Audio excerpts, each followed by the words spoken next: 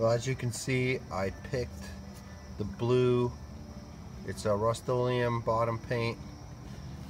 I'm unfamiliar with it, but it was available, easily available at Home Depot or Lowe's, and the price was right. So it is thick. I had the guy shake it. The guy that works at this Home Depot is a pretty nice guy, so he always says when you shake these boat paints, you got to shake them up quite a bit. So he'll shake it three times.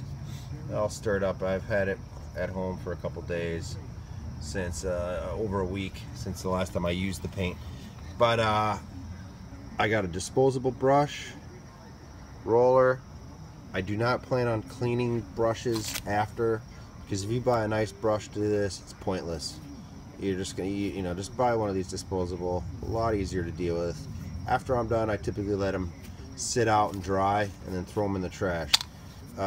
It's pointless to clean it, especially this type of paint. You're just wasting your time. Rinsing those chemicals down the drain, or in your yard, or in your grass, or something stupid like that. It's not worth it. Throw the roller away after you're done.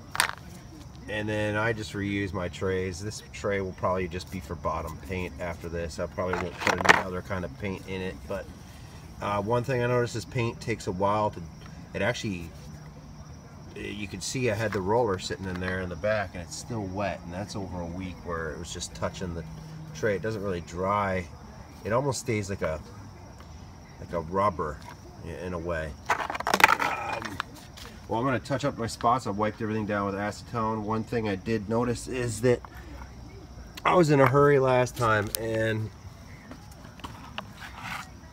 wherever this is the Petit paint that was on the boat, and you can see wherever my bunks are, it scrapes it right off.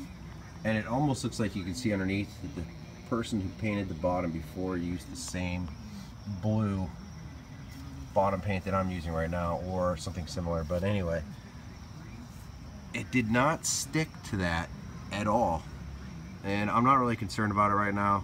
I lightly sanded some spots just to get rid of the little scuffs and stuff, but it did not stick. So it did recommend to scuff everything, and I went around and scuffed most of it, but you can see where I did not scuff on the Petit paint. It didn't stick very well. It sanded off within seconds. Maybe that's normal for bottom paint, but anyway, I guess one of these days I'll get around to actually sanding the whole bottom of the boat. It's just after a while you get sick and tired of laying underneath the boat, grinding and sanding, and you move on, But anyway, I'm going to do a little bit of rolling here, touching up the spots. I did notice after I grinded out those spots underneath that everything was pretty good underneath. It didn't penetrate deep at all, so I just lightly grinded them out, smoothed them out, and now I'm just going to put paint on them instead of having to mix up epoxy. So that's it. I'll give you a little shot after I'm done painting. Thanks for watching.